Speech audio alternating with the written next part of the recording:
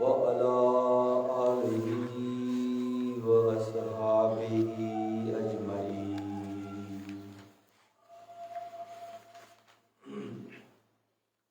بود بازرگان او را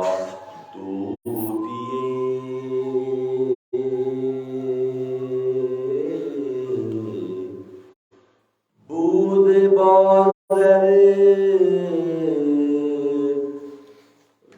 او را طوطیه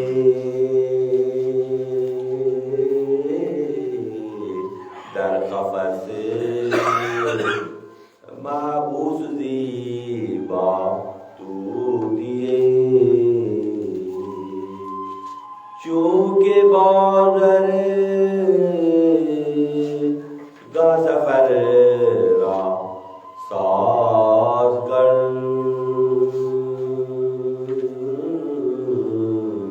سوی ہندوستان شدن آغاز کر ہر غلام و ہر کنیز زاد جود گفت بہرے تجھ آرم گوئی زود ہر یک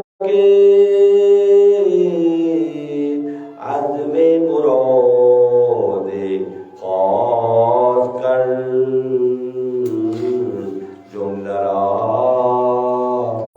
وادب دو آنیک مر گفت طوطی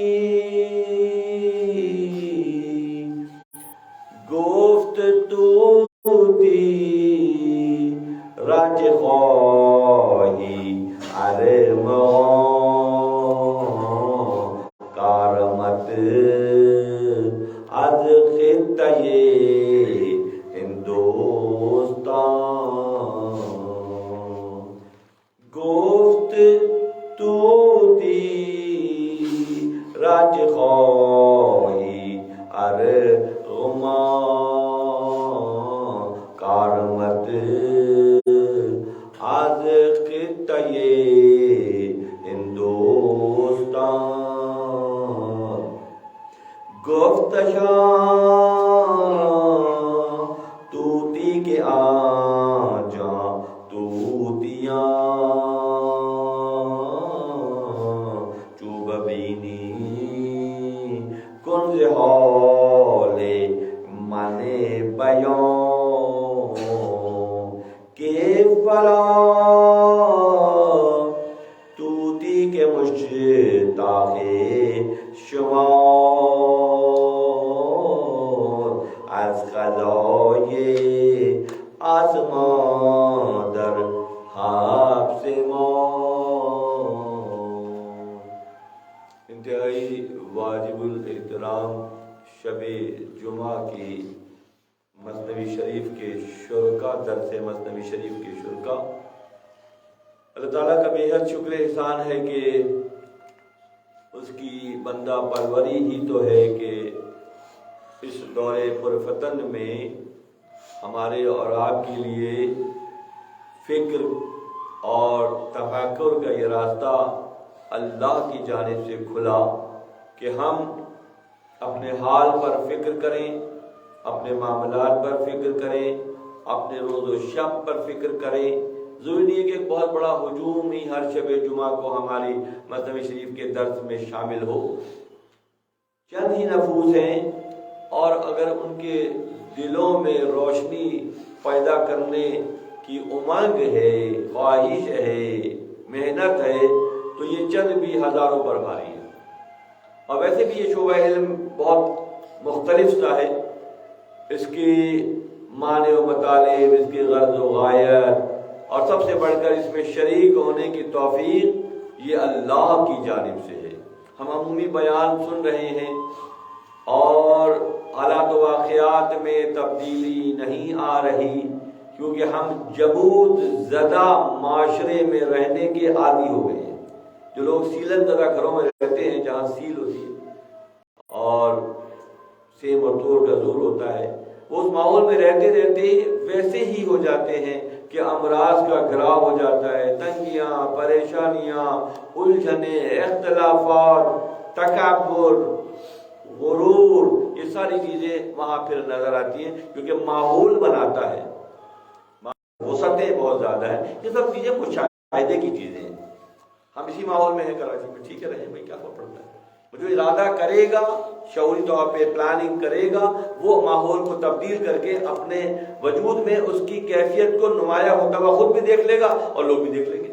اسی طرح سے جہاں دروس بے شمار دروس کا سلسلہ ہے، بیانات کا سلسلہ ہے، وہیں یہ شعبہ علم یہ ہے کہ حضرت مولانا جلال الدین رومی رحمۃ اللہ علیہ کی مثنوی شریف سے استفادے کے لیے ہم اور آپ جمع ہوتے ہیں.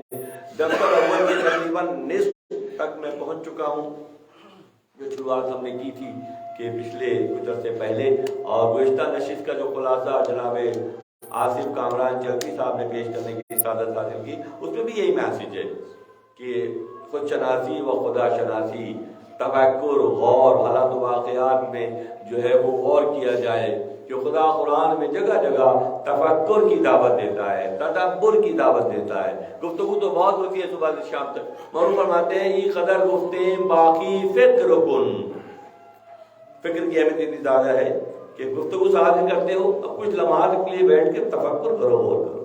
ای قدر گفتیں باقی فکر کن، فکر اگر جامد بود رو ذکر کن. اور فکر اگر جامد ہو گئی ہے، متحرک نہیں ہو رہی، ہر چیز سسٹم کے تحت چلتی ہے، تو فکر کا پہیہ ذکر کے پہیے سے فکر کا پہیہ چلتا ہے. ہمارے اندر وہ تحریکات پیدا ہوتی ہے. 800 ٹریلین سیل ہیں ہمارے برین میں. کتنے؟ 800 کھرب خلیات ہیں. کچھ آٹو پر ہیں کہ ہم پیدا ہوئے، پھر ہم نے بولنا بھی سیکھ لیا، ہم نے چلنا بھی سیکھ لیا، ہم غذا کھاتے ہیں، ہضم بھی ہو جاتی ہے، ہم سانس لیتے ہیں تو ہمارا پھیپھڑا کام کر رہا ہوتا ہے، ہمارا دل رواں دوائیں، سارے یہ سب آٹو پر ہیں، اضطراری ہیں، یہ چلتے ہیں، سبھی کے چلیں گے.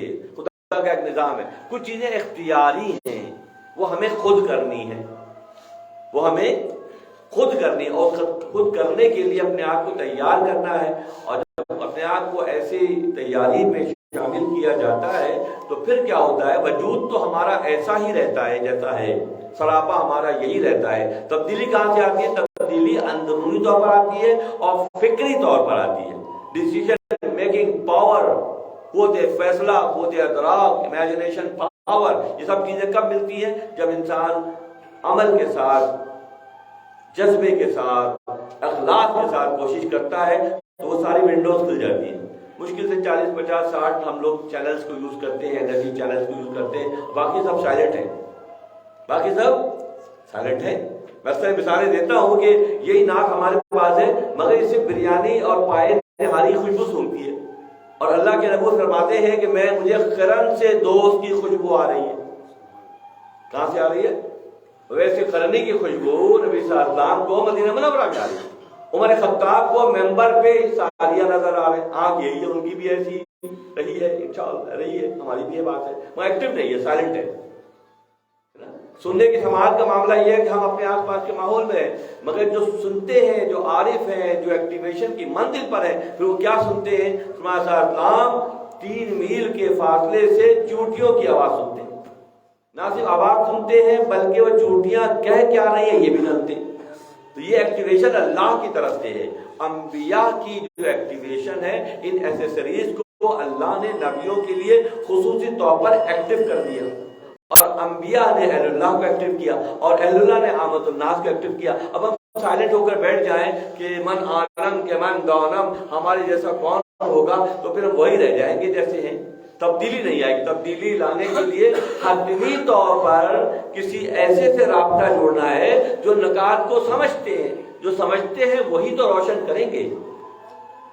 دو بچوں کا انتخاب کریں، 2 بھائیوں کا، ایک کو جم بھیج دیں اور ایک کو نہ بھیجیں. کچھ عرصے کے بعد اس کی باڈی کے کٹ ظاہر ہو جائیں گے، یہ مسلز بن جائیں گے، تھائز بن جائیں گے، اس کی نیک جو ہے بڑی ہو جائے گی کیونکہ ایکسرسائز کر رہا ہے. جب تھوڑے سے ایکسرسائز سے اور جم جا کر اس کا ظاہری وجود نکھر سکتا ہے تو کسی ایسے سے جڑ کر جو روحانی وجود کی ترقی کا زاویہ جانتے ہیں، کیسی کیسی کیفیات نمایاں ہو سکتی ہے۔ بھائی کو نہ بھیجے جم کو بھیج دیں، جن کو بھیجا گیا ہوگا وہ الگ ہوگا اور جو نہیں گیا ہوگا ویسے ہی رہے گا۔ تو پوری زندگی ویسے گزار کر 100 سال 200 سال 500 سال 1000 سال اللہ کو فرق نہیں پڑتا۔ اللہ کو فرق جب پڑتا ہے جب تم ثابت کرتے ہو کہ تم حقدار ہو، اور حقدار کو اللہ خوب حق دیتا ہے۔ ساری ایکسیسریز، سارے اعضاء ہماری یہ انگلی ہمارے پاس ہے، اور اسی انگشت شہادت سے ہم ہر نماز میں شہادت کے لیے اس انگلی کو اٹھاتے ہیں، اور یہی انگلی نبی صلی اللہ علیہ وسلم کی اسی انداز کی تھی تو زمین پہ کھڑے ہو کر چاند کے پیشانی کو آپ نے چیر دیا۔ شق القمر کا واقعہ قرآن میں پوری صورت ہے، انشق القمر وقتا انشق آسمان کے چاند کے پیشانی کو، اسی انگشت شہادت کی رینج کہاں تک ہے؟ ہماری رینج یہیں تک ہے، نماز کے مسلح تک، اور آقا صلی اللہ علیہ وسلم کی رینج کیا ہے کہ زمین پہ کھڑے ہو کر آسمان کے چاند کی پیشانی کو آپ نے چیر دیا، 2 ٹکڑے کر دیے۔ یہ سب آزروئی یا قرآن موجود ہے۔ تو قرآن میں ہو غوطتن اے مرد مسلمان، قرآن میں ہو غوطتن اے مرد مسلمان، اللہ کرے تجھ کو عطا حدت کردار کی پختگی، نسبت قرآن اور نسبت صاحب قرآن کے بدون ممکن ہی نہیں ہے، ممکن نہیں ہے۔ 400 سال 500 سال 1000 سال گزر جائیں، ہم آئیں گے جائیں گے آئیں گے جائیں گے، آ رہے ہیں جا رہے ہیں آ رہے ہیں جا رہے ہیں۔ تبدیلی کا کیوں نہیں آ رہی؟ تبدیلی صرف اس لیے نہیں آ رہی کہ وہ زاویہ نگاہ ہمارے پاس نہیں ہے جس کے ہونے کی ضرورت تو ہے، مگر ہم جمود کی فکری جمود کی وجہ سے اس سے غافل ہیں۔ ہم دنیا کے سارے ہنر جانتے ہیں، ہمیں یہ پتا ہے کراچی میں کہاں بہترین پیزا ملتا ہے اور کراچی میں کہاں بہترین بریانی بنتی ہے، ہمیں سارا پتا ہے۔ ہمیں یہ نہیں پتا کہ خانقاہوں میں ایسے لوگ بیٹھے ہیں جو ایکٹیویشن کے پروسیس کو نہ صرف شروع کرتے ہیں بلکہ مکمل نہیں کرتے، نہ صرف شروع کرتے ہیں بلکہ اتمام تک پہنچاتے ہیں۔ ان میں سے ایک شعبہ انہی شعبوں میں سے شعبہ مثنوی حضرت مولانا جلال الدین رومی رحمۃ اللہ علیہ کا ہے کہ تمثیلات، مثالوں سے باتوں کو ایسے سمجھاتے ہیں۔ ابھی میں جب آصف صاحب مثالیں دے رہے تھے تو میں حیران ہو رہا تھا کیسی کیسی مثالیں ہیں۔ روٹی تال میں روٹی ہے، وجود میں جاتی ہے تو سبحان رب العظیم اور سبحان رب الاعلیٰ بن جاتی ہے۔ ایسے ہی نا کہ وہ روٹی تال میں بظاہر مردہ ہے مگر سسٹم سے جڑے گی، ہم سے جڑتے ہی وہ ایکٹیویشن ہو جائے گی اور وہ روٹی سائلنٹ جو تھی وہ ایکٹیو ہو جائے گی۔ کیونکہ بیان یہی ہو رہا ہے، میں کر رہا ہوں، آصف صاحب لکھ رہے ہیں، مگر ایک سرور آتا ہے۔ جیسے محفلوں میں لوگ بعض نعت خواں سے نعت خوانی سنتے ہیں کہہ کر کہ صاحب وہ والی نعت سنائیے، تو یہاں بھی تو یہ معاملہ ہے کہ فلاں بیان کیجیے، اس سے روح خوش ہوتی ہے۔ اس سے کیا ہوتی ہے؟ روح خوش ہوتی ہے۔ اور فرماتے ہیں عطر جو ہے جسم پہ لگانے کی چیز کا نام نہیں ہے، عطر کو جسم پہ نہ لگاؤ، عطر کو روح پر لگاؤ، عطر کو روح پر لگاؤ، کیونکہ وہ روح کی غذا ہے، خوشبو روح کی غذا ہے، تلاوت قرآن روح کی غذا ہے، تفکر روح کی غذا ہے، روزے روح کی غذا ہے، راہ خدا میں خرچ روح کی غذا ہے۔ روح کی غذا کو نہیں دیتے اور ظاہر کو سنوارنے میں مصروف رہتے ہیں۔ تو یہ جو زاویہ نگاہ کا فرق ہے، اہل خانقاہ کو اللہ نے یہ فضیلت بخشی ہے کہ وہ انسان کے وجود کے سب سے اہم جز، انسانی وجود کے سب سے اہم جز روح کی بالیدگی کے لیے مصروف عمل ہے، تاکہ روحوں میں کشادگی پیدا ہو، روحوں میں طاقت پیدا ہو اور روحانی کیفیت کو ہم سمجھ سکیں اور روح کو غذا دینے جیسے بن جائیں۔ مصنوی شریف کی دفتر اول کی یہ حکایت ایک بہت عجیب و غریب حکایت معلوم یہاں سے شروع کرتے ہیں، اور آج کی نشست میں کوشش کروں گا کہ سمیٹ دوں، اگر طوالت کی طرف جائے گی باتوں پہ دیکھ لیا جائے گا۔ دوستوں میں بسا بود بازر گاؤں نے اورا توتیے، مطلب شریف کی خصوصیت یہ ہے کہ شروعات جب ہوتی ہے تو ایسا لگتا ہے کوئی قصہ دلچسپ قصہ سنا رہے ہیں اور توجہ ملتی ہے، مگر آگے جاتے ہیں کہ اچھا یہ تو بہت زیادہ پکڑ آ رہی ہے دراصل قصے کے شدت چھپی ہوئی۔ بود بازر گاؤں نے اورا توتیے، ایک تاجر تھا جس کا ایک بہت ہی خوبصورت ہوتا تھا، ایک تاجر تھا، اس کے بعد ایک بہت خوبصورت اور بہت بولنے والا ہوتا تھا، بڑے دقیق مسائل پر بات کر دیتا تھا، کیونکہ یہ طوطوں کی اور باز کی اور شکرے کی اور مور کی اور کبوتر کی جو کہانی ہے یہ منطق الطیر حضرت فرید الدین خواجہ فرید الدین عطار رحمۃ اللہ علیہ کی کتاب منطق الطیر کانفرنس آف دا برڈز، اس زمانے میں جو حکایتیں یا تبلیغی یا تحریکی یا اجتہادی جو فکر ہوتی تھی وہ ان قصے کہانیوں میں سب کچھ بات ہوتی کہ بعض سپیریئر علامت ہے، کبوتر چھوٹی چیز کا نام ہے، اس طرح سے مختلف بلبل جو ہے وہ خوش الہانی کی علامت ہے، طوطا جو ہے وہ گفتگو کی علامت ہے، علامتوں کے ذریعے بات آگے بڑھتی تھی۔ ایک طاہر صاحب کا ایک بہت ہی خوبصورت طوطا تھا اور بہت اچھا بولتا تھا، قید تھا پینے میں قید تھا۔ ایک مرتبہ یہ ہوا کہ تاجر کو تجارت کے لیے نکلنا پڑا، عامل تھا، اس نے کہا سب کی خواہش پوری کروں گا اور سفر اختیار کر کے جب واپس آؤں گا تو سب کی فرمائشیں پوری کرتا ہوں گا۔ اس نے طوطے سے پوچھا، گفت طوطی را جو خواہی ارمغان، ارمغان کہتے ہیں فارسی زبان میں تحفے کو، میں سے کیا لاؤں؟ گفت طوطی را جو خواہی ارمغان کارمت از خطہ ہندوستان گفت شاہ طوطی کے آجا طوطیاں چوب بینی کنز حال من بیان کے فلاں طوطی کے مشتاق شما از خدای آسمان در حبس ما۔ طوطے سے پوچھا کہ تیرے لیے کیا لاؤں ہندوستان سے؟ اس نے کہا جب ہندوستان پہنچے تو وہاں طوطے آپ کو نظر آئیں گے، بہت سارے نظر آئیں گے، تو آپ ان کو میرا حال سنا دیجیے گا۔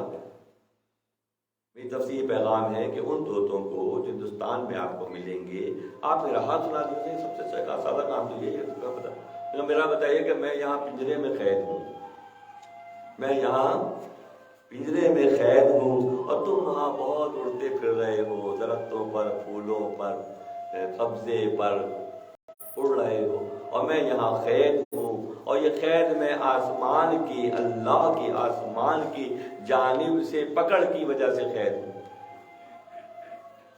اور تم بڑے آرام۔ گفت بھی شاید کے منظر اشتیاق جان ہم ایجاب میرم در فراق، کہ اور اس فراق کی زندگی گزار رہا ہوں، تم سارے کے سارے خوب اڑ رہے ہو، پھر رہے ہو، میں یہاں قید میں ہوں، اور اس فراق کی وجہ سے، اس دوری کی وجہ سے جو ہے میں بہت رنجیدہ ہوں، غم زدہ ہوں۔ ای روا باشد کہ من در بندخا کہ شما بر سبز و گوہے بر درخت، کہ یہ کیا اچھی بات ہے کہ میں تو قید میں ہوں اور تم سبزے پہ اور درختوں پر اڑتے پھر رہے ہو۔ این چنین باشد وفاء دوستان من دری حبس و شما در بوستان، کہ میں حبس میں، پنجرے میں قید ہوں اور تم باغوں میں اڑتے پھر رہے ہو۔ یاد آرید اے مہادی مرغزار یک سبوی در میان مرغزار، کبھی صبح میری یاد آئے اور تم محفل میں جام لٹا رہے ہو خوشی کے، تو میری یاد میں تھوڑا سا جام زمین پر ڈال دینا تاکہ میرا حصہ زمین پی لے۔ کیسے کیسے نکتے بیان کرتے ہیں، کیسی کیسی باتیں فرماتے ہیں کہ یاد یارا یا یار رامی من بود خاصا قائب لیلا و ای مجنو ہوا، کہ یہ لیلا اور مجنو کے انداز کا کی لگن اور محبت ہے جو اس طوطے کو آزاد طوطوں سے ہے۔ تو اس نے کہا، سوداگر نے کہا کہ یہ کون سا بڑا کام ہے؟ گر فراق بندگی چون یابد بد کنی پر فرق چیز، کہ جب انسان مشکل میں ہوتا ہے، جب انسان تنگی میں ہوتا ہے، اور جب انسان پریشانی میں ہوتا ہے تو پھر اس کی کیفیت الگ ہوتی ہے، وہ قید کی زندگی گزارتا ہے، اس کی اپنی مرضی نہیں ہوتی، وہ تنگ دستی کی اس کیفیت میں رہتا ہے۔ طوطے نے پیغام دیا اور مالک جو ہے اس نے سفر اختیار کیا، کہ حقیقی معنوں میں یہ ہے کہ قرآن کا ایک اور موضوع یہاں پر آ رہا ہے سورہ بقرہ کا، کہ جو اللہ سے قربت کے لیے کوشش کرتے ہیں یا اللہ کی محبت میں فراق کی زندگی گزارتے ہیں، اللہ پھر ان کے لیے بہت اعلیٰ پیمانے کا معاملہ کرتا ہے۔ طوطے سے بات چلی، ہمیں توجہ دلا رہے ہیں ایک طوطے کے دل میں تو خلش ہے، پھر باب فکر یہ ہے کیا ہمارے دلوں میں بھی خلش ہے؟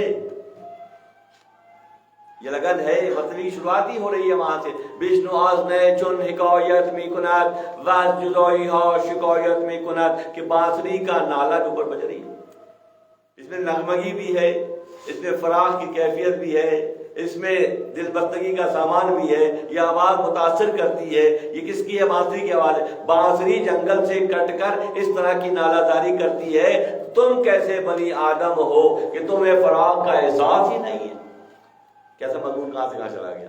جب وہ بندہ سفر کرتا کرتا ہندوستان پہنچا، اور ہندوستان پہنچا تو وہاں جا کے اس نے دیکھا کہ ایک بہت بڑا جھلڑ ہے طوطوں کا، پرندوں کا. تو اس نے کہا کہ اپنے گھوڑے سے اتر کے قریب گیا. اس نے کہا کہ تمہارا ایک ساتھی جو ہے وہ قید میں ہے، اور اس نے یہ پیغام مجھے دیا ہے تم تک پہنچانے کے لیے کہ میں بغیر پیغام تم تک پہنچا دوں کہ وہ قید میں ہے اور رنج میں ہے اور تم لوگ آزاد گھوم رہے ہو. یہ پیغام میں نے اس نے مجھے دیا، میں پہنچا رہا ہوں. جیسے یہ پیغام اس نے بیان کیا تو ان میں سے ایک طوطا جو ہے وہ جھرجھری لے کر درخت سے گر گیا، انتقال ہو گیا، اس کا مر گیا. یہ میں نے کیا کر دیا کہ جیسے یہ طوطا شاید اس طوطے کا کوئی رشتہ دار وغیرہ ہے کہ اس کی بات سن کے اس کو اتنا غم ہو گیا کہ یہ گر گیا. تو یہاں پہ مولانا روم رحمۃ اللہ علیہ زبان کے بیان کے نقصانات کو بیان کرتے ہیں. اس کو بڑا افسوس ہوا کہ میں نے ایسا پیغام دیا کہ یہ طوطا اپنی جان سے چلا گیا. تو پھر زبان پھر کیا کرتی ہے؟ زبان یہ کرتی ہے کہ زبان ہی درجات بلند کروانے کا سبب بنتی ہے، اور زبان ہی جو ہے جہنم کے راستے پہ لے جانے کا سبب کرتی ہے. یہ زبان کہتے ہیں. صحابی رسول نے پوچھا کہ میرے لیے مجھے کچھ نصیحت کریں کہ میں کیا کروں. اللہ کے نبی نے اپنی زبان مبارک کو اپنے ہاتھ سے پکڑا کہ لیکن اس کی حفاظت کرو، اس کی حفاظت کرو کہ یہ بولنے میں جو معاملات احتیاط نہیں کرتے ہو. کہ بات چل رہی تھی طوطے کو پیغام پہنچایا، وہ مر گیا، اور سوداگر کو افسوس ہوا کہ میں نے ایک پیغام کیا پہنچا دیا. تو اس کا مطلب ہے کہ یہاں سے مقام فکر یہ ہے کہ بولنے میں احتیاط کرنی ہے، زبان کے استعمال میں احتیاط کرنی ہے. کہ یہ وہ چیز ہے جس میں ہڈی نہیں ہے، اور ہڈی نہیں ہے جب یہ بولتی ہے تو اس کا بہترین طریقہ معروف فرماتے ہیں کہ بہترین طریقہ یہ ہے کہ گفتگو میں اجتناب کیا جائے، گفتگو کم سے کم کی جائے، انتہائی اہم گفتگو کی جائے. ورنہ یہ زبان ہمیں پتہ بھی نہیں چلے گا کہ کتنوں کے سینے چھید دے گی، کتنوں کو نقصان پہنچائے گی. یہی ہمیں جنت کے راستے پر لے جائے گی. ایک ایسی چیز ہے جس کے دو عمل ہیں. ایک طرف اگر پازیٹیو ہے تو جنت کے راستے پر ہے، اور نیگیٹو ہے تو جہنم کے راستے پر ہے. پورا معاشرہ آگ کی زبان کی آگ کے پھیلائے ہوئے زخموں سے چور ہوتا ہے. پورا معاشرہ غور کرے اگر بیٹھ کے تو معلوم ہوگا کہ یہ پورا معاشرہ جو ہے زبان کی شر کی وجہ سے، زبان کے بے جا استعمال کی وجہ سے، زبان کے استعمال میں احتیاط نہ کرنے کی وجہ سے اتنی رنجشوں کا شکار ہے. ہم خود بھی ریئلائز کرتے ہیں بعض اوقات کہ فلاں محفل میں اگر فلاں بات نہ کرتے تو شاید محفل کا رنگ خراب نہ ہوتا. اب کیا ہو سکتا ہے؟ تیر تو کمان سے نکل گیا. اگر تیر کمان سے نکل گیا، جب تیر کمان سے نکل گیا تو اسے کوئی واپس نہیں لا سکتا. اس کو کور اپ کرنے کے لیے بھی بہت زیادہ محنت کر سکتے ہیں. ہاں واپس لا سکتے ہیں. کون لا سکتے ہیں؟ اور فرماتے ہیں اور یارا ہاتھ تو قدرت از الہ. اور فرماتے ہیں کہ تیر کمان سے نکل گیا، اب وہ واپس نہیں آ سکتا. ہاں ایک طبقہ ہے جس کی نشاندہی مولانا فرماتے ہیں، ایک طبقہ وہ ہے اولیاء خاص قدرت از الہ، لیکن اللہ کی طرف سے عطا کرتا ہے. اللہ کو اللہ نے یہ قدرت دی ہے تیر جستر اور بہت گردر زیرا کہ نکلے کمان سے نکلے ہوئے تیر کو بھی پلٹا سکتے ہیں. یہ کس کے پاس تیار ہے؟ اہل اللہ کے پاس یہ اختیار ہے۔ بات وہی آتی ہے کہ گفتگو میں اہل اللہ کے مقام و مرتبے کو اجاگر کرنے کے لیے مولانا کے پاس بے شمار تمثیلات ہیں۔ اولیاء اللہ حافظ و قدرت عدلہ تیر دستور بول گردر ذرا کہ نکلے ہوئے تیر کو، کمان سے نکلے ہوئے تیر کو واپس پلٹانے کی قدرت کس کے پاس اللہ نے دی ہے؟ از الہ فرمایا نا، اور یہ حافظ و قدرت از الہ، ان کے پاس طاقت ہے، اللہ کی دی ہوئی طاقت ہے۔ اللہ کی دی ہوئی طاقت کیا کیا کرتی ہے؟ عیسیٰ ابن مریم علیہ السلام مٹی سے پرندہ بناتے تھے اور پھونک مار کے اڑا دیتے تھے۔ برس اور جذام کے مریضوں کو از الہ، اللہ کی طرف سے عطا کردہ طاقتیں ہیں، برس اور جذام کے مریضوں کو شفا دے دیتے تھے۔ مادرزاد اندھے کو اللہ کی دی ہوئی عطا سے دوبارہ دیکھنے جیسا بنا دیتے تھے۔ ایک صحابی، ایک ملا جام نامی ایک بزرگ گزرے ہیں بہت بڑے، میاں صاحب قبلہ رحمۃ اللہ علیہ نے مدینہ منورہ میں یہ واقعہ میں نے سنایا۔ ملا جام رحمۃ اللہ علیہ، ان کا نام ملا جام تھا، اور بڑے مستجاب الدعوات تھے، ان کی دعائیں قبول ہوتی ہیں۔ مستجاب الدعوات کا صیغہ وہاں استعمال ہوتا ہے کہ اگر کسی بندے کی دعائیں قبول ہوتی ہیں، اس کے منہ سے جو الفاظ نکلتے ہیں اثر پذیر ہوتے ہیں، تو وہ مستجاب الدعوات کہلاتے ہیں، دعاؤں کی قبولیت ان کے حصے میں آتی ہے۔ ملا جام رحمۃ اللہ علیہ بہت پاک باز اور بڑے نفیس اور خدا ترس شخصیت تھے، تو ان کے بارے میں مشہور تھا کہ وہ جو دعا مانگتے ہیں وہ دعا قبول اللہ کر لیتا ہے، جو اللہ کی بارگاہ مقبول ہے نا، جو اللہ کی بارگاہ مقبول ہے وہیں سے تو چینلائز ہوگا معاملہ، اور کہاں سے ہوگا؟ تو ایک مرتبہ ایسا ہوا کہ ایک پیدائشی اندھے بچے کو لے کے ایک خاتون آ گئی۔ پیدائشی اندھا وہ ہوگا دوستوں کہ سسٹم میں ڈیولپمنٹ کے دوران، حمل کے دوران، اس کی تیاری کے دوران آنکھیں نہیں بنی، وہ پیدائشی مادرزاد اندھا کہلاتا ہے، مادرزاد ماں کے پیٹ سے اندھا کہلاتا ہے۔ تو وہ پھر سائنس کے پاس اس کا علاج نہیں کرتا، وہ آنکھیں بنی نہیں، ہم کیا علاج کریں؟ تو مادرزاد اندھوں کا علاج کون کرتے تھے؟ اللہ کی عطا کردہ قدرت سے عیسیٰ ابن مریم مادرزاد اندھوں کو صحیح شفا دیتے تھے۔ ملا جام رحمۃ اللہ علیہ کے بارے میں مشہور ہو گیا کہ بہت مستحب الدعوات ہیں۔ ایک خاتون اپنے مادرزاد بچے کو لے کر آ گئی اور لا کر جو ہے وہ سامنے بیٹھ گیا، صاحب بچے کے لیے دعا کیجیے، دم کر دیجیے آنکھوں پر۔ بھی کیسے ہو سکتا ہے؟ یہ مادرزاد بائی برتھ جو ہے وہ یہ نابینا ہے، یہ اس کا کوئی علاج نہیں ہے، نہیں ہوتا ہے علاج، نہیں آپ کر سکتے ہیں، آپ کے بارے میں نے سنا ہے، بہت ضد کرنے لگی۔ تو آپ نے فرمایا کہ وہ عیسیٰ اور موسیٰ تھے جو کرتے تھے، اللہ نے خاص نوازش کی ہوئی تھی ان پر، میں ایک چھوٹا سا آدمی میرے پاس کیا۔ تو یہ جب اس نے ضد زیادہ کی خاتون نے تو زچ ہو گئے، پریشان ہو گئے، اٹھ کے جانے لگے اپنے اندر کے گھر کے اندر کے حصے میں۔ تو آواز آئی، نہ عیسیٰ کو نیم نہ موسیٰ کو نیم، نہ عیسیٰ کو نیم نہ موسیٰ، قومی کو نیم، میں کرتا ہوں، عیسیٰ اور موسیٰ کے ہاتھ سے بھی میں ہی کرواتا ہوں، نہ عیسیٰ کو نیم نہ موسیٰ کو نیم، قومی کو نیم، میں کرتا ہوں، جاؤ اس کے ہاتھ پہ رہو، میں اس کو صحیح کر دوں گا۔ حیران ہو گئے کہ یہ لطافتوں کی منزل وہ ہے کہ سماعتیں جو ہے کھل جاتی ہیں، لطافتوں کی منزل وہ ہوتی ہے کہ بصارتیں کھل جاتی ہیں، سماعتیں کھل جاتی ہیں، ہے نا، سونگنے کی صلاحیت کھل جاتی ہے جب اللہ کسی کو پسند کرتا ہے۔ فرمایا نہ موسیٰ کو نیم نہ عیسیٰ، نہ موسیٰ کرتے تھے نہ عیسیٰ کرتے تھے، ہم کرتے تھے، ہم نے ان کے ہاتھوں سے کروایا ہے، تمہارے ہاتھ سے بھی کروا لیں گے، کوئی محدود دائرہ ہے کیا؟ تم اپنے مخلوق خدا کی خدمت اور ان کو شفا دینے کے جذبے سے سرشار ہو جاؤ ایک مرتبہ، سارے اسباب و وسائل آپ کو مل جائیں گے، ایک الفت میں تم ہمارے ہو، باقی جو بھی ہے سب تمہارا ہے۔ تم اللہ کے معاملے میں، محبت کے معاملے میں دوئی کا شکار نہ ہونا کبھی بھی، تم ایک یکسوئی ہو جاؤ گے، منزل پر آ جاؤ گے، تو پھر اللہ جو چاہے گا تمہیں عطا کرے گا۔ دوشی پڑھیے اللہم صلی اللہ علیہ وسلم۔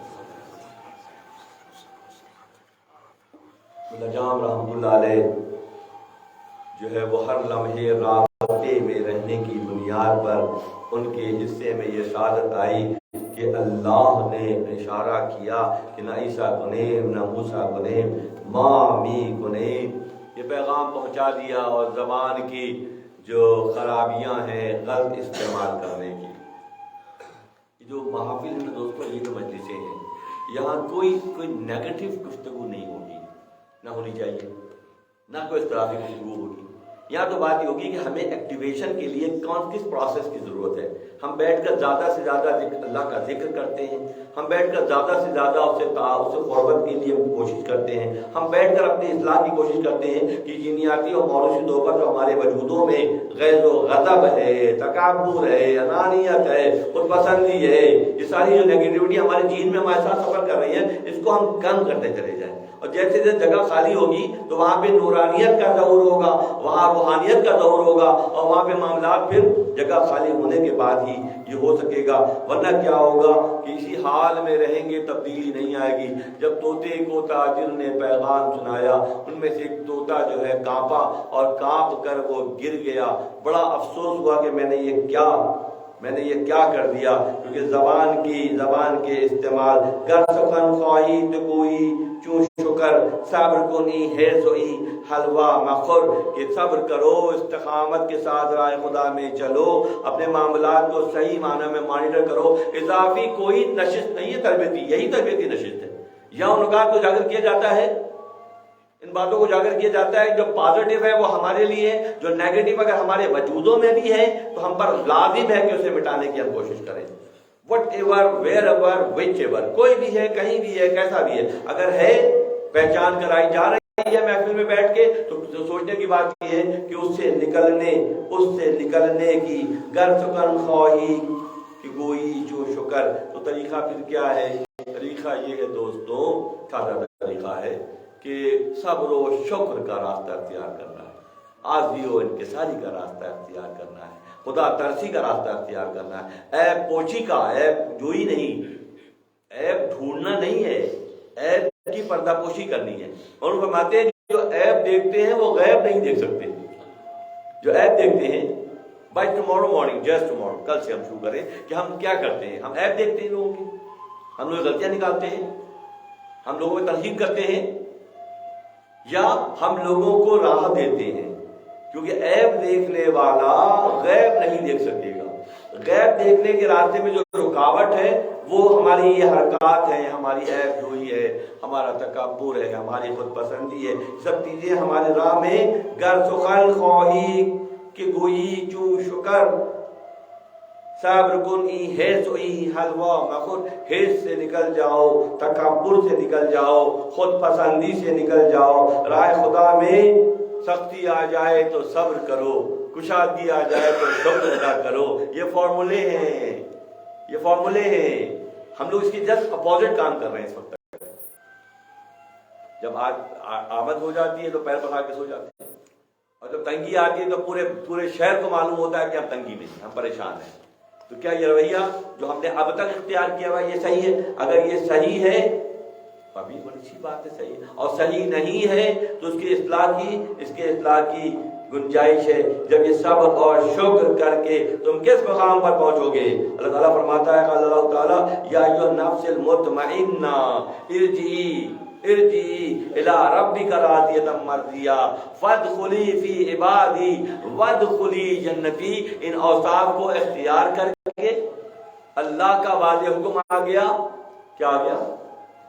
اللہ کا واضح حکم آ گیا. صبر اور شکر کے نتیجے میں ایک تو اطمینان خلق پیدا ہوگا. جب اطمینان خلق پیدا ہو, ابھی نہیں ہے اطمینان خلق, ابھی کیا بے چینی ہے, پریشانی ہے, ٹینشنز ہیں, ادائیگیوں کی فکر ہے, انکمنگ شارٹ ہونے کے چکر ہے, سارا اس وقت ماحول وہی ماحول ہے, پورا اس وقت میں ماحول. تو اس میں کیا سبق دیا جا رہا ہے؟ اس میں سبق یہ دیا جا رہا ہے کہ اگر کشادگی ہے تو صبر و شکر کے ساتھ. اور پھر کیا ہوگا جب ایسا کیا جائے گا؟ قال اللہ تعالی یا ایھا النفس المطمئنہ, جو اطمینان کی منزل پر ہوں گے تو خدا کی طرف کو پیغام آئے گا ارجع الی ربک راضیۃ مرضیہ, کہ اپنے رب کی طرف آ جاؤ, اس کے پاک لوگوں میں شامل ہو جاؤ, اور اس کی جنت میں داخل ہو جاؤ. کس کے نتیجے میں؟ صبر کے نتیجے میں, شکر کے نتیجے میں, اثار کے نتیجے میں, خدا ترسی کے نتیجے میں. کیا چیز اس سے میں آئے گی کہ اس کے لوگوں میں شامل کرے گا خدا میں. اللہ غنی, اللہ اپنے دوستوں میں شامل کر دے گا.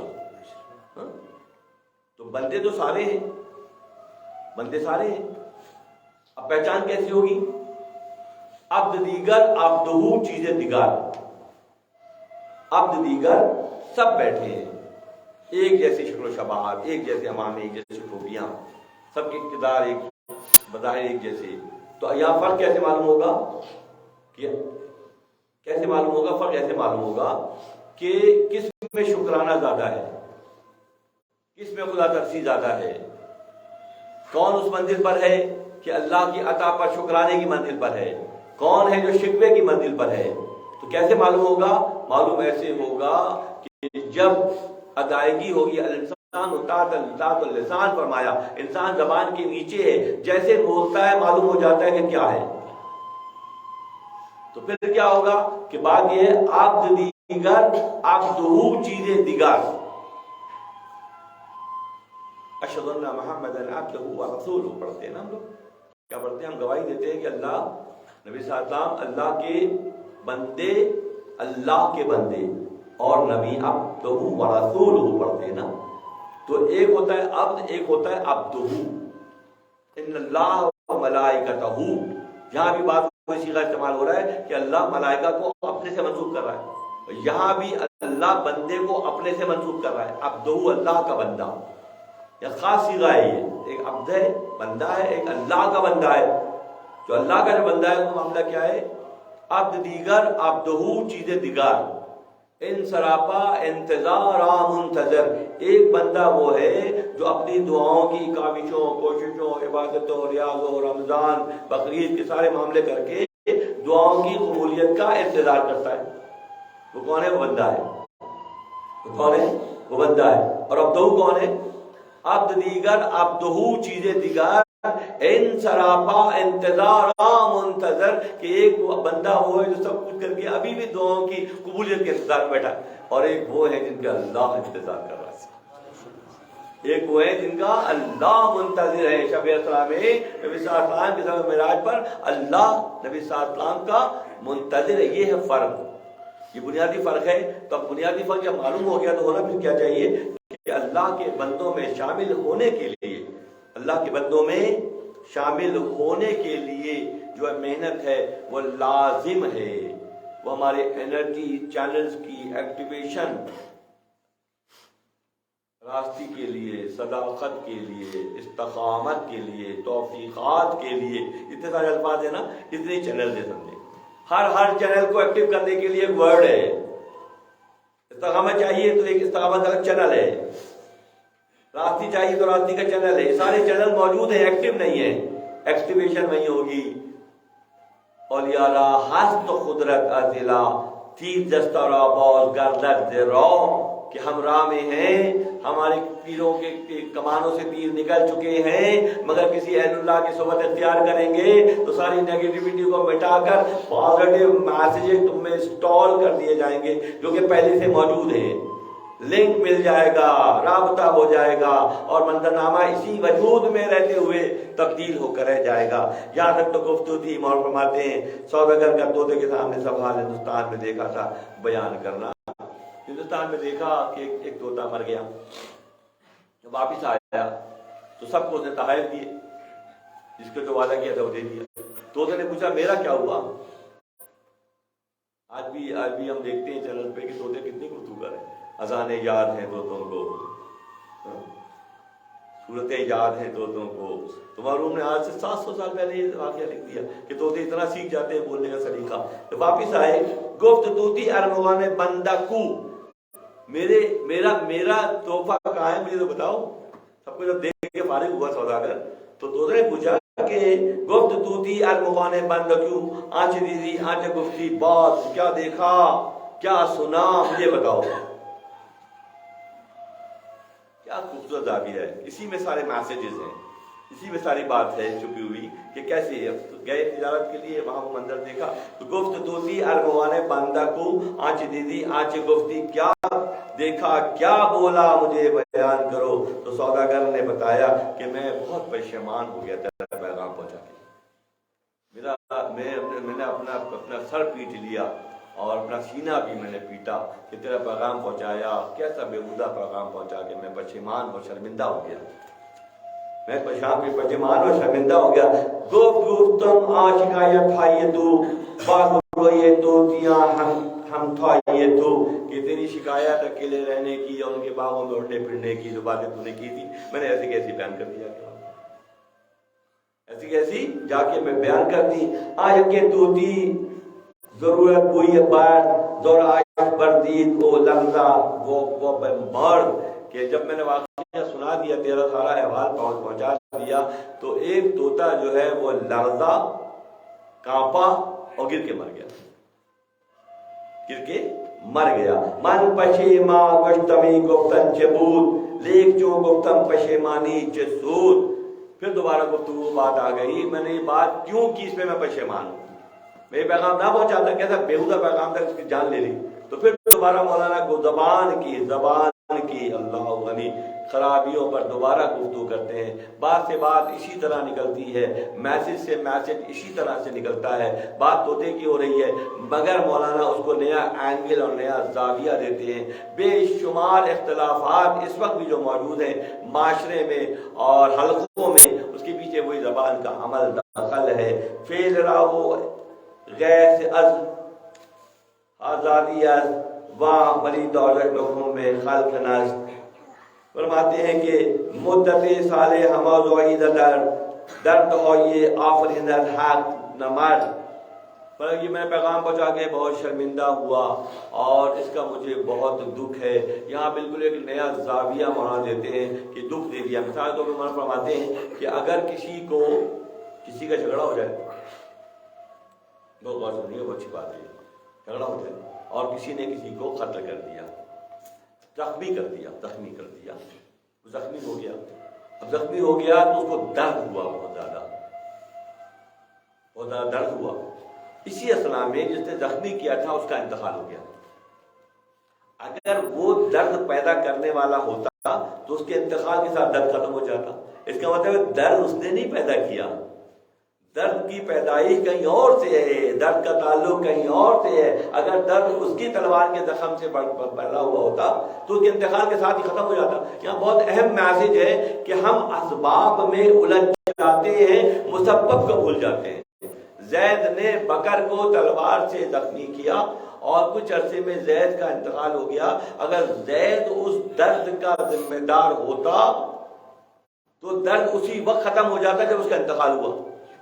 مولانا کتنی خوبصورتی سے آپ کو اسباب سے نکال کر مسبب کی طرف پہنچاتے ہیں۔ اگر وہ زخم جو لگا اس بندے کے ہاتھ کا لگا ہوا واقعاً ہوتا تو وہ زخم پھر اس کے انتقال کے فوراً بعد ہی ختم ہو جاتا، نہیں ہوا۔ تو ہمیں توجہ یہ دلائی جا رہی ہے کہ چیزوں کو ایسے سمجھو کہ اسباب کا خالق کوئی اور ہے، اللہ اسباب کا خالق ہے۔ تم اسباب کو استعمال کرتے ہو، فائدہ ہو جاتا ہے تو خوش ہوتے ہو، نہیں ہوتا تو شکوہ کرتے ہو۔ اگر تمہاری نظر اسباب سے ہٹ کر، جبھی ہوگی جب چینل آن ہوں گے، ہر بات کو اللہ سے منسوب کرنے کی بات ہے، ہر چیز کو خدا کی طرف سے ظاہر ہونے کی کیفیت کا نام ہے کہ زید کو زخم جو لگا بکر کی وجہ سے یا بکر کو زید کی وجہ سے اس کے انتقال کے بعد ختم ہو جانا چاہیے تھا مگر ختم نہ ہوا۔ اس کا مطلب ہے کوئی اور طاقت ہے، کوئی اور سپیریئر پاور ہے جو اس کے پیچھے جو فعال ہے۔ تو اس کو پہچاننے کے لیے مولانا توجہ دلاتے ہیں کہ درد کا جو موجد ہے، ایجاد کرنے والا ہے، وہ نہیں ہے۔ ہاں صرف اس نے زخم پہنچایا ہے مگر اللہ پر جب نظر ہوتی ہے، اگر وہ کریٹر ہوتا تو اس کے جاتے ہی وہ ختم ہو جاتا۔ وہ کریٹر نہیں ہے، وہ بیچ کی ایک شخصیت کا نام ہے۔ اور اسی طرح مولانا روم پر بڑے عجیب و غریب بات فرماتے ہیں کہ جب تم مالداروں کو دیکھتے ہو کہ ان کے پاس مال ہے اور وہ غریبوں پر طنز کرتے ہیں، ان کے افلاس پر، ان کی قسم پرسی پر، ان کی حالت کی خرابی پر، مولانا جو بات کرتے ہیں، اللہ و انتہا کی بات ہے کہ مولانا فرماتے ہیں کہ خدا نے یہاں پہ ایک ایسا سبب بنایا ہے کہ غریبوں سے، مفلسوں پر تنگ نظری جو تم کرتے ہو، یہ ان کے ذریعے تمہاری گرفت ہے۔ پہلے بات وہ بتا دی کہ تلوار کا زخم جو جس کا تھا اس کا نہیں تھا۔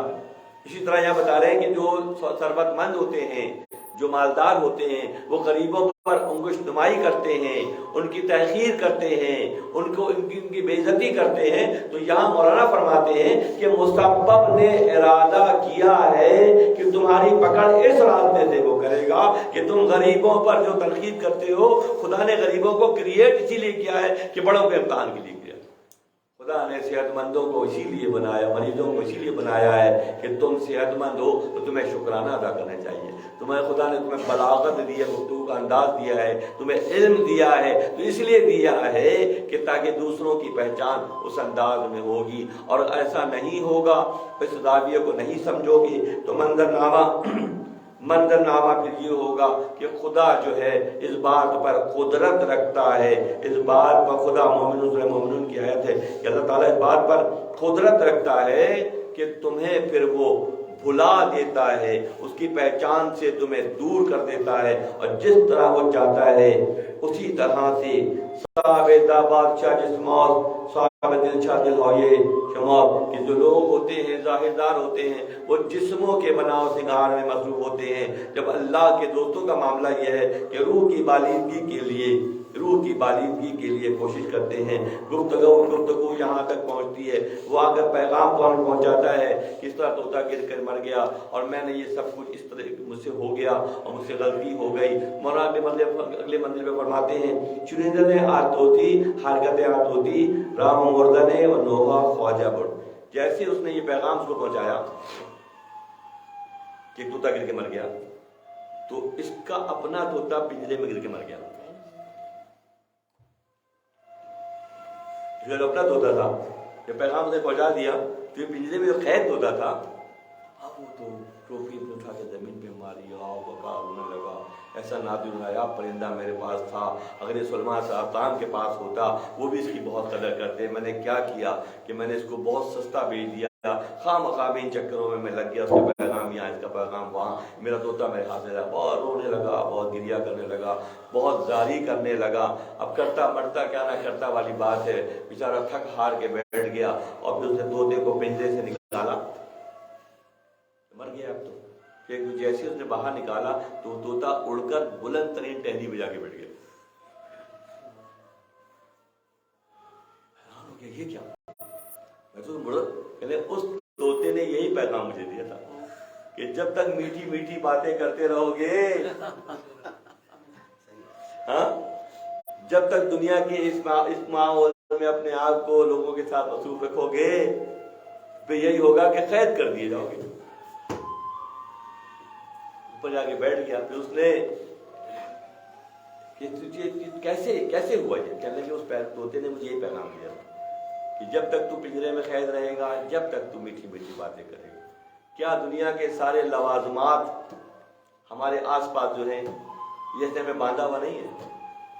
باندھا ہوا نا، رشتوں ناتوں کی بندشوں میں، معاملات کی بندشوں میں، اس لیے ہے کہ یہ ہم نے اس کو اپنا مرغوب بنا لیا ہے، تو ہم قید کی کیفیت میں ہیں۔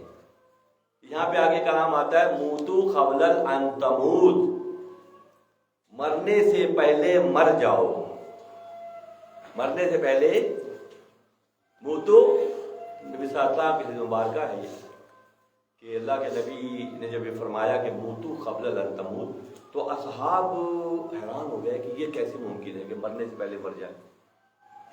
اللہ کے نبی یہ بات ہماری سمجھ میں نہیں آئی کہ ہم مرنے سے پہلے کیسے مر جائیں۔ اضطراری موت کہلاتی ہے، اضطراری موت سے پہلے اختیاری موت اختیار کرو، تو اس کو ہم کیسے سمجھیں؟ کوئی مثال ہو تو فرمایا گیا کہ کسی چلتے پھرتے مردے کو دیکھنا ہے تو ابا بکر کو دیکھ لو۔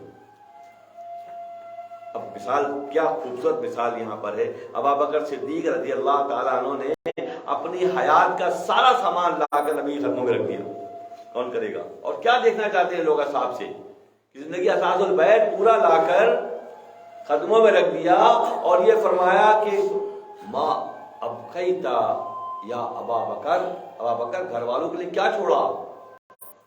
اللہ اور اللہ کا رسول کا، گھر والوں کے لیے اللہ اور اللہ کا رسول کافی ہے۔ یہ کیا ہے؟ موتو قبل ان تموت ہے، یہ کہ مرنے سے پہلے اضطراری موت آ کر رہے گی۔ دوستوں ٹائم آئے گا، آ جائے گی، جیسے پیدائش ہوئی اس طرح موت بھی آ جائے گی۔ مگر مولانا فرماتے ہیں اس حدیث کی شرح میں کہ تیاری کرو کہ اس وقت کے آنے سے پہلے اس کی تیاری کر لو، بہت سارے معاملات میں اپنے آپ کو نہ الجھاؤ تاکہ اس وقت کی تیاری کے وقت تمہیں گرانی نہ ہو، تمہیں زحمت نہ ہو، تمہیں تکلیف نہ ہو۔ تو اس طوطے کو نکال کر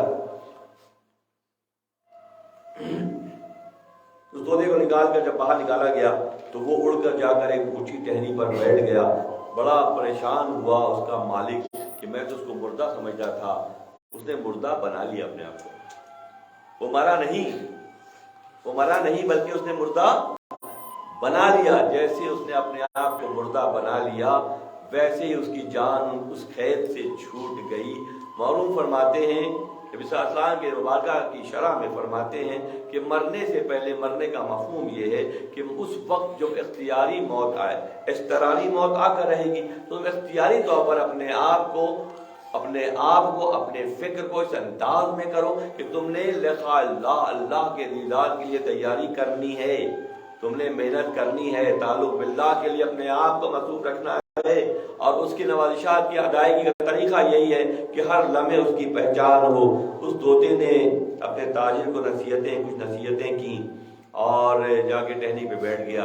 اس طوطے نے مجھے یہ پیغام بھجوایا کہ جب تک میں میٹھی میٹھی گفتگو کرتا رہوں گا تو ہے جب تک میں اسی قید میں رہوں گا، اور اس کے پیغام کو سمجھ کر میں نے یہ طریقہ اختیار کیا، اور میں اے مالک میں تجھ سے ودا ہوتا ہوں، میں تجھ سے جدا ہوتا ہوں، اور میں کہاں سفر کرتا ہوں؟ اسی طرف جہاں ہندوستان ہے، جہاں میرے دوست ہیں، کشادگی میں ہیں، وسعت میں ہیں۔ ہندوستان ابھی بھی ہندوستان بڑا ہے بہت، تو اس زمانے میں حکایتوں میں ہندوستان کا ذکر ہو رہا ہے کہ طوطا پھر وہ جو خیر سے نکل کر کہاں گیا؟ وسعت کے راستے پر گیا، کشادگی کے راستے پر سفر اس نے اختیار کیا۔ جب یہاں تک یہ بات پہنچی، سوئی ہندوستان اصلی رو نہاد بود شدت از فراد دل گشت سار، کہ جیسے اس خیر سے آزاد ہوا، جیسے پنجرے کی خیر سے آزاد ہوا، اور اپنی یہ خوبی معلوم موقع فرماتے ہیں کہ ایک مور اپنے پروں کو نوچ کر دلدل میں پھینک رہا تھا، کیچڑ میں پھینک رہا تھا۔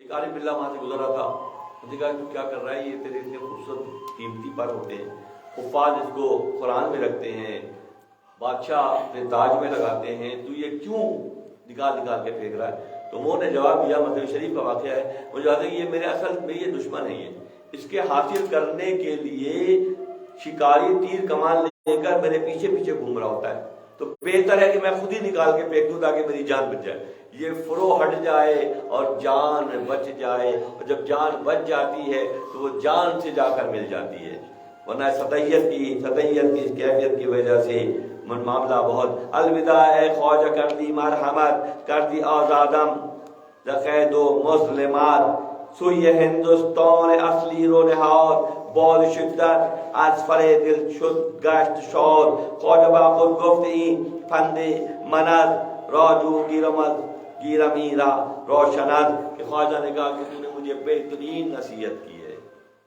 تو نے مجھے پورے سبق میں طوطے سے کہہ رہا ہے وہ کہ تجھے مجھے بہترین نصیحت کی ہے کہ تجھے میں ظاہرداری سے نکال دیا، سطحیت سے نکال دیا، اور ہندوستان کا راستہ مجھے دکھا دیا۔ تو پرندوں کے لیے ہندوستان کا راستہ ہے، اور مومنین کے لیے کون سا راستہ ہے؟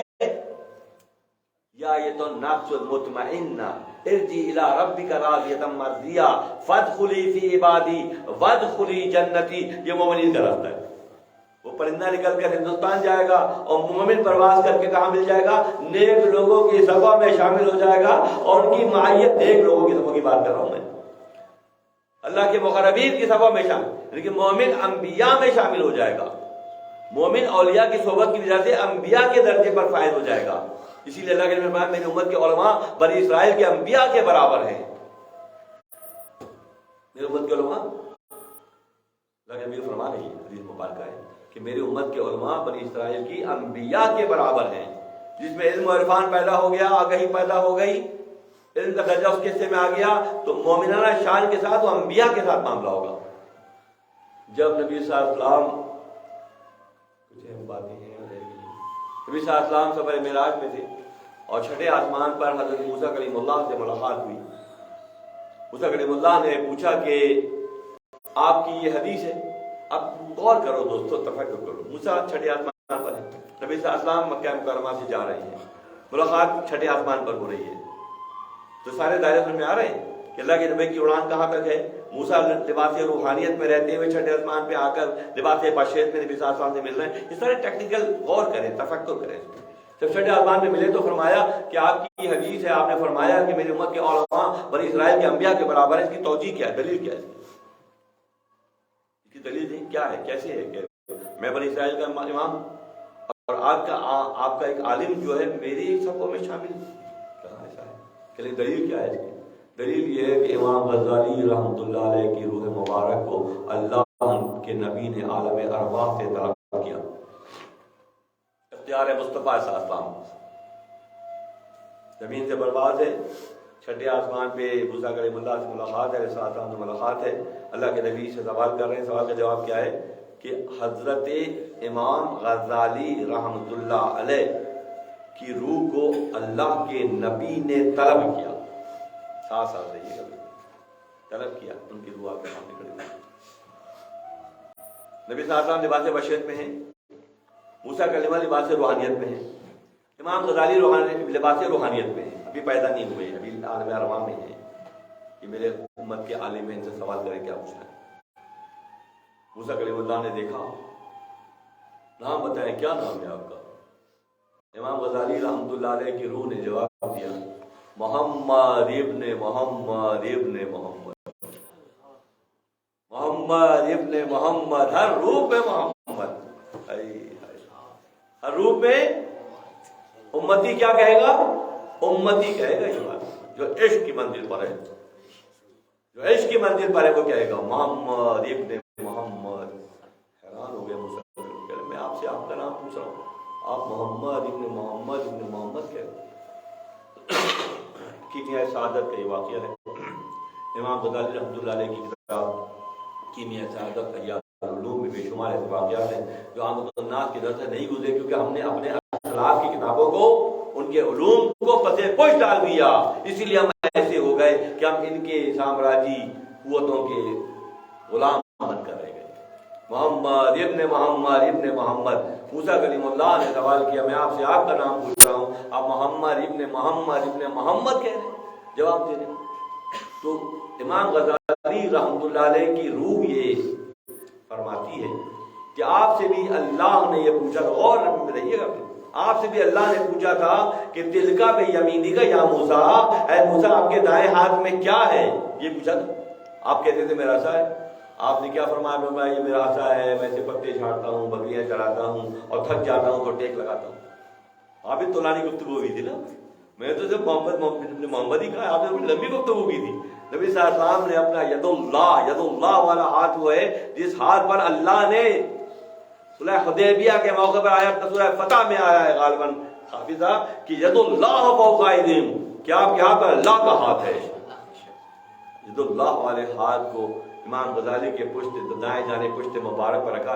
غزالی نبی ہیں، ادب کا مقام روح پر رکھا تھا.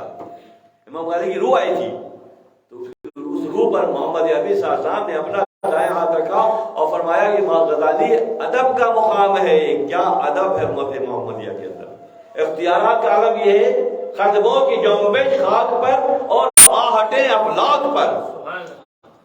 قدموں کی جنبش خاک پر اور آہٹیں افلاک پر کیا مقام، مرتبہ اور درجہ ہے. غزالی ادب کا مقام ہے. یہاں سے آگے بڑھ جاتے ہیں. جب امام غزالی رحمۃ اللہ علیہ 400 ہجری میں لباس بشریت میں آئے، کے مثال کے کئی سو سال کے بعد لباس بشریت میں آئے، پروسیس سے گزر کے وہاں تک پہنچے. سلبوں شکموں سے گزرتے ہوئے جب اللہ کا ولی سلبوں شکموں سے گزرتا ہے تو ہر طرح کی ناپاکی سے محفوظ ہو کر گزرتا ہے. عام بات کی بندے کی بات کر رہا ہوں، اللہ کے نبیوں کی مثال تو پھر بہت اوپر چلی جائے گی.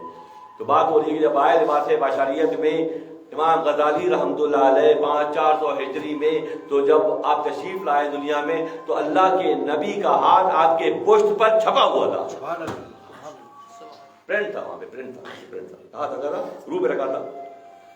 روح پہ رکھا تھا، مگر فوقیت کس چیز کو حاصل ہے کہ نبی صلی اللہ علیہ وسلم کا جو سراپا ہے نا دوست، وہ اللہ نے شان رحیمی کے تحت بنایا ہے کہ بشریت بھی ہے اور روحانیت بھی ہے. تو روح پر پرنٹ ہو گیا ہاتھ، کیونکہ وہ کیفیت آپ میں موجود تھی کہ روح تک پر اثر انداز ہونے کی صلاحیت اللہ نے آپ میں رکھی تھی، وہ ہاتھ پرنٹ ہو گیا. امام غزالی لباس بشریت میں جب آئے تو یہاں ان کا ہاتھ چھپا ہوا تھا. اگلی منزلوں پہ جب لوگ دیکھنے کی خواہش کا اظہار کرتے کہ اللہ کے نبی کا ہاتھ ہمیں دکھا دیجیے، امام غزالی رحمۃ اللہ علیہ اپنا کرتا مبارک اوپر کرتے اور عاشق جا کر چوم لیتے، عاشق جا کر چوم لیتے. تو بات چل رہی تھی کہ اختیار کی، اللہ کے دوستوں میں شامل ہونے کے نتیجے میں، اللہ کے دوستوں کی صحبت کی وجہ سے انسان میں وہ اوصاف پیدا ہو جاتے ہیں کہ ان کا شمار گر جوانی توبہ کردن شیوے پیغمبری. اگر کوئی جوانی میں اپنے آپ کو سنبھال لے تو اس کا شمار پیغمبروں کے ساتھ ہو جائے گا. پھر جوانی سخت وقت کا کام ہے اور کوئی بڑی ریاضتیں مجاہدے نہیں ہیں، صرف سنبھال ہی لے تو اتنا ہی کافی ہے کہ وہاں پر ہو جائے گا، کیونکہ یہ اپنی ذات کی نفی کی کیفیت کا نام ہے.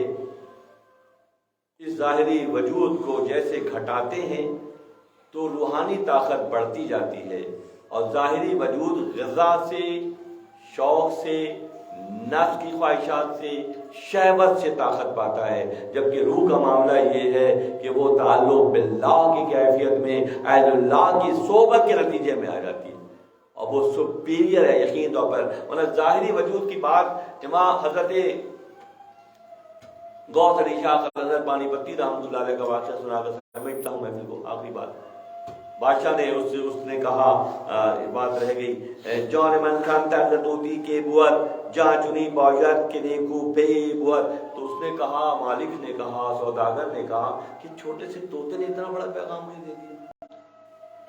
جب اس طوطے میں یہ فکر ہے، فرماتے ہیں جان من کانتر طوطی کے بوت، تو میری جان، میری روح کیا طوطے سے کم ہوگی کہ اس پیغام کو میں نے سمجھا نہیں. میں دنیا داریوں میں، سوداگری میں، لین دین میں، لوگوں کو خوش کرنے میں، تحائف پہنچانے میں مصروف ہوں، اور طوطا جو ہے اس پنجرے کو توڑ کر آگے نکل گیا. جو ظاہرداری مصروف رہیں گے دوستوں، پھر معاملہ یہ ہوگا کہ اس سوداگر نے کہا کہ میں اس سے کمتر کسی طور پر نہیں ہو سکتا، میں وہ راستہ اختیار کروں گا جو طوطے کو ہندوستان کی رغبت ہے، مجھے اہل اللہ سے تعلق کا شغف ہے، تاکہ میں اس راستے پہ چل پڑوں جو آگے جا کے انبیاء کا راستہ ہے. ورنہ اللہ کے دوستوں کا معاملہ یہ ہے کہ واقعہ بہت خاص طور پہ ذہن میں آیا تھا. حضرت غوث علی شاہ قلندر پانی پتی رحمۃ اللہ علیہ کی پوری حیات مبارکہ بہت تذکرہ غوثیہ بہت اہم ترین کتاب ہے، اور اس کا پڑھنا اس لیے ضروری ہے کہ بہت سے وہ چھوٹے چھوٹے بڑے نکات جو الجھنیں پیدا کرتے ہیں اس کتاب کو پڑھنے کے بعد کلیئر ہو جاتے ہیں. غوث صاحب جب آخری وقت آیا، اس سے بڑی کوئی مثال میں سمجھتا ہوں نہیں سکتی، سارے مریدوں کو جمع کیا، وقت مثال کی جگہ کی نشاندہی بھی کی تھی، سکھوں کی جگہ تھی وہ ہندوستان میں پانی پت میں. تو ہمیں بیٹا یہ جگہ ہمیں پسند آ رہی ہے، بات کرو ان سے، ہمیں جگہ ہمیں یہاں چاہیے، ہم یہاں رہیں گے. تو ولی اپنے اختیار سے رہتا ہے، یہاں بھی اختیار سے رہتا ہے، وہاں بھی اختیار سے رہتا ہے. یہ معمولی بات ہے، یہ پسند کرو جگہ. سکھوں کو معلوم ہوا کہ غوث صاحب کی جگہ پسند آ گئی، ہمیں ایسی ہم دینے کے تیار ہیں، جتنی جگہ چاہیے، جتنے ایکڑ چاہیے ہم سے لے لیں، ہم ہمارے آپ کی شہر کے لیے ہم نے جگہ دے دی. جب آخری وقت آیا، دوستوں بڑی عجیب و غریب بات ہے، روک کے کھڑے کرنے والی بات ہے. آخری وقت آیا تو مریدین کو جمع کیا، کہنے کہ بھائی بات سنو، یہ وجود تو کسی کام کا ہے نہیں، ایسا کرنا اس کے 4-5 ٹکڑے کر کے نا کتے بلیوں کے آگے ڈال دینا، وہ کھا لیں گے، اللہ کی مخلوق کا پیٹ بھر جائے گا. اللہ غنی، اللہ کہ اس وجود، ظاہری وجود کا کوئی یوز نہیں ہے دوستوں، کچھ بھی نہیں ہے. اس کے 4 ٹکڑے کرنا اور شہر کے 4 حصوں میں اس کو پھیلا دینا، اللہ کی مخلوق، ادنا مخلوق کھا لے گی، ان کا پیٹ بھر جائے گا. ویسے یہ کسی کام کا نہیں ہے، مگر مجھے معلوم ہے تم ایسا نہیں کرو گے، تم نہیں کر پاؤ گے یہ کام، کیونکہ جیسے قید سے اس پنجرے سے روح آزاد ہوگی تو وہ عرش معلیٰ سے کم پہ جا کے رکے گی نہیں. جنت اور جہنم، پل صراط اور دوزخ، فردوس اور یہ تو جو اصل مومنانہ مومن ہو، نعرے لگاتے ہو اللہ کافی ہے اللہ کافی ہے، آؤ اللہ سے محبت کو بدلے. اللہ سے محمد ابراہیم نے کی تو بے شمار ابتلا اور آزمائشوں سے گزرے. جس نے بھی دعویٰ کیا کہ دعویٰ نہ کرو، خاموشی سے چلتے رہو، جس دن دعویٰ کرو گے اس دن تمہارے امتحان آ جائے گا، اور جس امتحان آئے گا تو تم فیل ہو جاؤ گے، تم کبھی بھی کامیاب نہیں ہو سکو گے، کیونکہ وہ وہاں سے پکڑتا ہے جہاں گمان نہیں آتا. غوث علی شاہ صاحب قلندر بانی بتی رحمۃ اللہ علیہ نے اپنے مریدین کو جمع کیا اور یہ فرمایا کہ ایسا کرو کہ اس کو، یہ طرف سے کسی کام کا نہیں ہے وجود، یہ وجود کسی کام کا نہیں ہے، حقیقت ہے. کیسے کیسے یوسف جیسے خوبصورت چہرے وقت کے ساتھ ساتھ کیسے ہو جاتے ہیں نا. تو یہ ہم روز شکست و ریخت تو دیکھ رہے ہیں، ظاہری وجود کی شکست و ریخت، ٹوٹنا پھوٹنا ڈیلی دیکھ رہے ہیں، مگر کیا ہم سیکھ رہے ہیں؟ ہم نہیں سیکھ رہے. اس کا مطلب طوطا ہی اچھا تھا، اس کو طوطے نے پیغام دیا اور وہ سفر پہ روانہ ہو گیا. 1,24,000 پیغمبروں کی آمد اور انسانیت کو نفس اور شیطان کی غلامی سے نکالنے کی جدوجہد کیا کارآمد ثابت ہو رہی ہے. تھوڑے راستے چلتے ہیں پھر سفر بھول جاتے ہیں، تھوڑے راستے چلتے ہیں پھر سفر بھول جاتے ہیں. اللہ کی پہچان کے دعوے نئے جال ہیں یہ، کہ اس کو کچھ نہیں آتا، بالکل خالی ہے. اس کو اس نعرے پہ لگا دو کہ اللہ کافی ہے اللہ کافی ہے. کیا ایسا ہے واقعاً اللہ کافی ہے؟ تو پھر دیکھو کہ اللہ کے دوستوں کا پیمانہ کیا ہے. وہ کہتے ہیں یہ وجود کسی کام کا نہیں ہے، اس کے 4 ٹکڑے کر کے شہر کے 4 حصوں میں پھیلا دینا. اللہ کی مخلوق پھر آگے بات لگے، میرا یہ وجود پھر اللہ ہی کام آ جائے گا. جب تک سانسیں لے رہا تھا، تربیت کر رہا تھا، بیان کر